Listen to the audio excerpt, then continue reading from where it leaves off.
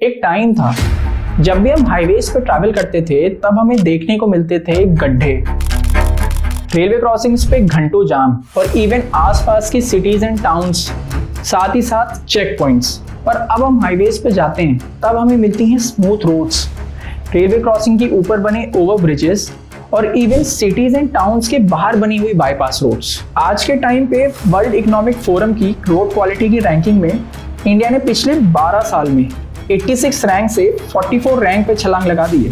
2012 में तो पाकिस्तान जैसा देश भी 73 रैंकिंग के साथ इंडिया से आगे था। तो ये चेंज आया कैसे इसका फर्क इंडिया के इकोनॉमिक डेवलपमेंट में पड़ेगा? तो चलिए बात करते हैं आज की इस वीडियो में। 2024 समाप्त होने के पहले मैं 26 ग्रीन एक्सप्रेस हाईवे बना रहा हूँ।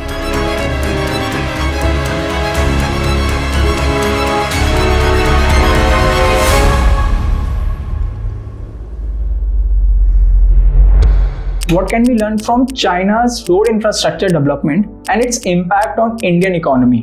पहले जब भी हाईवेज और एक्सप्रेसवे की बात होती थी तो चाइना का रोड नेटवर्क को सब मेंशन करते थे। अराउंड 1,68,000 किलोमीटर की एक्सप्रेसवे नेटवर्क के साथ चाइना दुनिया के लिए एक एग्जाम्पल है। लेकिन यहाँ पर समझने वाली बात यह है कि ये नेटवर्क चाइना ने सिर्फ 40 साल में पूरा कैसे कर दिखाया। अब चाइना में एक कहावत चलती है, आखिर अमीर बनना है तो पहले रोड बनाओ, और यही एटीट्यूड चाइना फॉलो करता है। सबसे पहले 1988 में चाइना ने अपना सबसे पहला एक्सप्रेसवे शंघाई जडिंग एक्सप्रेसवे कंप्लीट किया और तब वहां के लोग को समझ आया कि एक एक्सप्रेसवे कैसे दो सिटीज के बीच का टाइम आधा कर देता है, और इसका सबसे ज्यादा फायदा हुआ वहां के बिजनेसेस को। अगर आप गूगल मैप में चाइना को खोलेंगे तो आप नोटिस करेंगे कि वहां पे सबसे ज्यादा एक्सप्रेसवे वहां की फाइनेंशियली स्ट्रॉन्ग सिटीज जैसे कि बीजिंग और शंघाई के आसपास है। बेसिकली चाइना ने आइडेंटिफाई करा ऐसी टाउन्स एंड सिटीज जिनकी पॉपुलेशन 2 लाख या उससे ज्यादा है और उनको एक्सप्रेसवे के थ्रू कनेक्ट कर दिया। और अब चाइना 2035 तक बाकी के टाउन्स जिनकी पॉपुलेशन 1 लाख या उनसे ज्यादा है उनको भी एक्सप्रेसवे से कनेक्ट करने वाली है। अटल बिहारी गवर्नमेंट को भी ये बात बहुत अच्छे से समझ आ गई थी और उन्होंने अपने टाइम में गोल्डन क्वाड्रिलेटरल प्रोजेक्ट्स के थ्रू इंडिया के रोड इंफ्रास्ट्रक्चर को डेवलप करना शुरू कर दिया था। और जब से मोदी गवर्नमेंट ने भारत को एक डेवलप नेशन बनाने की तरफ से कदम उठाए हैं तब से रोड इंफ्रास्ट्रक्चर के डेवलपमेंट पे सबसे ज्यादा फोकस किया जा रहा है। और यही रीजन है कि आम लोगों में भी ये डिस्कशन एक इम्पॉर्टेंट टॉपिक बन गया है। पिछले 9 सालों में इंडिया ने अराउंड 50,000 किलोमीटर के हाईवेज को कंस्ट्रक्ट करा है, जहां भारत में 2014 से 2015 में नेशनल हाईवेज अराउंड 97,830 किलोमीटर के थे। वहीं मार्च 2023 तक बढ़कर ये 1,45,155 किलोमीटर के हो गए हैं। 2014 से 2015 में पर डे 12.1 किलोमीटर का रोड कंस्ट्रक्शन हो रहा था और वहां 2021 से 2022 में बढ़कर ये 28.6 किलोमीटर पर डे हो गई है।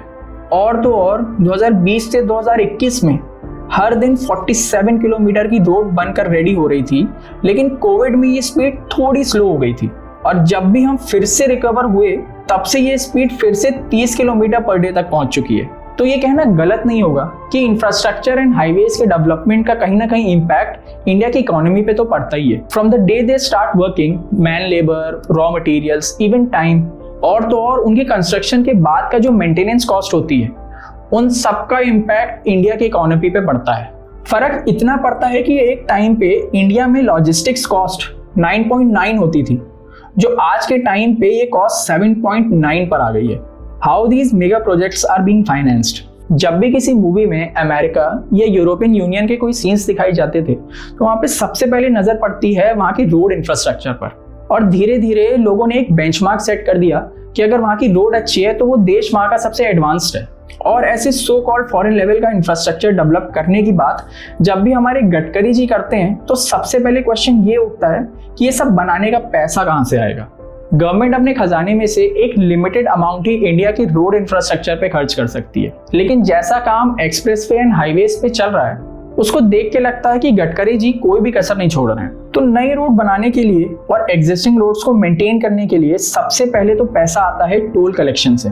इनकी इंपॉर्टेंस इतनी है कि गडकरी जी ने टोल एग्जम्पशन को बंद कर दिया है, क्योंकि पहले की गवर्नमेंट रैंडमली किसी को भी एग्जम्प्ट कर देती थी, जिससे रोड की मेंटेनेंस नहीं हो पाती थी और इन्फ्लुएंशियल लोग जो टोल पे करने में सक्षम होते थे वो बिना टोल दिए रोड पे घूमते थे और मिडिल क्लास जनता जो ज़्यादा कमाती भी नहीं थी उनसे पूरा टैक्स लिया जाता था। दूसरा तरीका है PPP, पब्लिक प्राइवेट पार्टनरशिप। ये एक ऐसा एग्रीमेंट है जिसमें प्राइवेट सेक्टर की फंडिंग एंड इंफ्रास्ट्रक्चर को यूज करके पब्लिक सेक्टर्स को डेवलप किया जाता है। इन प्रोजेक्ट्स की ओनरशिप सरकार के पास ही रहती है और बनने के बाद इन रोड्स का मैनेजमेंट कुछ केसेस में NHAI के पास रहता है और कुछ केसेस में मेंटेनेंस का कॉन्ट्रैक्ट प्राइवेट सेक्टर के पास। तीसरा आता है हाइब्रिड एन्युटी मॉडल, जिसमें ऐसे प्रोजेक्ट की कॉस्टिंग 40% सरकार बेयर करती है और बाकी 60% प्राइवेट कंपनीज लोन के जरिए अरेंज करती है। और इसी मॉडल से गवर्नमेंट ने $10 बिलियन के 60 रोड प्रोजेक्ट्स लॉन्च किए हैं। और चौथा है टैक्स फ्री इंफ्रा बॉन्ड्स, जिसमें LIC, IFCI और IDFC बॉन्ड्स इशू करती है और आम लोग उसमें पैसा इन्वेस्ट करके इनकम टैक्स से छूट पाते हैं। इस तरीके से लोगों के माध्यम से पैसे भी अरेंज हो जाते हैं और उनके रीपेमेंट के जरिए NHAI को टाइम भी मिल जाता है। ये बॉन्ड्स फॉरेन नेशंस में भी इशू किए जाते हैं और इनको स्मूथ बनाने के लिए मोदी गवर्नमेंट ने इंफ्रा फाइनेंसिंग में 100% FDI भी अलाउ कर दी है। और आखिरी में सबसे sustainable and innovative idea, Gadkari ji road construction में ट्रेडिशनली यूज होने वाले सीमेंट और स्टील को कम करके फ्लाई ऐश, रबड़ और वेस्ट मटेरियल का यूज बढ़ाया जा रहा है, जिससे रोड कंस्ट्रक्शन की कॉस्ट कम हो रही है और साथ में भारत सस्टेनेबल डेवलपमेंट प्रैक्टिसेस की तरफ भी बढ़ रहा है। तो चलिए अब हम बात करेंगे आने वाले इंडिया में कुछ ऐसे एक्सप्रेसवे जो फिर से इंडिया के रोड इंफ्रास्ट्रक्चर एंड हाईवेज का फेस बदल देंगे। दिल्ली मुंबई एक्सप्रेसवे 1 लाख करोड़ रुपए में बन रहा ये एक्सप्रेसवे मोदी जी का एक ड्रीम प्रोजेक्ट है और यही रीजन है कि गडकरी जी ने इसको अपने एक्सप्रेसवे की लंबी लिस्ट में सबसे टॉप प्रायोरिटी पे रखा है। 8 लेन के इस एक्सप्रेसवे के बीचों बीच 20 मीटर की लेन में पेड़ लगाए गए हैं। इस एक्सप्रेसवे में जगह जगह कैमरे और सोलर लाइट्स लगाई गई हैं। हर 50 किलोमीटर पे सर्विस एरिया बनाया गया है और हर 100 किलोमीटर पर ट्रॉमा सेंटर बनाए गए हैं। साथ ही साथ रेस्टोरेंट्स एंड मोटल्स को भी जगह दी गई है। नेक्स्ट है दिल्ली अमृतसर कटरा एक्सप्रेसवे।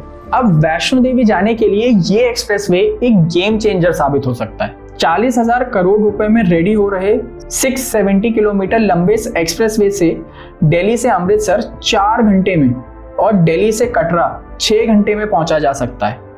इस प्रोजेक्ट के कंप्लीशन की डेट दिसंबर 2025 बताई जा रही है। दिल्ली देहरादून एक्सप्रेसवे 13,000 करोड़ रुपए में बन रहा दिल्ली देहरादून एक्सप्रेसवे का काम ऑलमोस्ट 40% कंप्लीट हो चुका है। प्रोजेक्ट्स के 2025 में पूरा होने के बाद दिल्ली से देहरादून की दूरी 235 किलोमीटर से कम होकर 213 किलोमीटर ही रह जाएगी और जहां आज के टाइम पे इस डिस्टेंस को पूरा करने में 6 घंटे लगते हैं, वो सिर्फ 2.5 घंटे में पूरा हो जाएगा।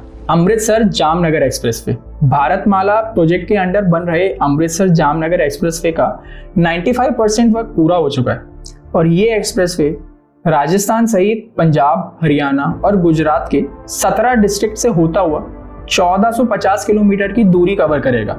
आज के टाइम में अलग अलग नेशनल और स्टेट हाईवे से इस दूरी को तय करने में ऑलमोस्ट 28 घंटे लगते हैं। इस एक्सप्रेसवे पर 120 किलोमीटर पर आवर की स्पीड अलाउड रहेगी और ये डिस्टेंस 12 से 13 घंटे में पूरी हो जाएगी। यूपी की योगी गवर्नमेंट द्वारा बनाया जा रहा ये गंगा एक्सप्रेसवे कंप्लीट होने पर इंडिया का तीसरा सबसे लंबा एक्सप्रेसवे बन जाएगा।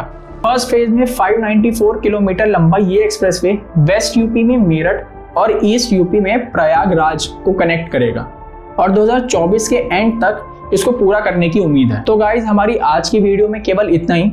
अगर आपको मेरा ये वीडियो पसंद आया हो then please make sure to like, comment and subscribe and please turn on the notification bell. Thank you.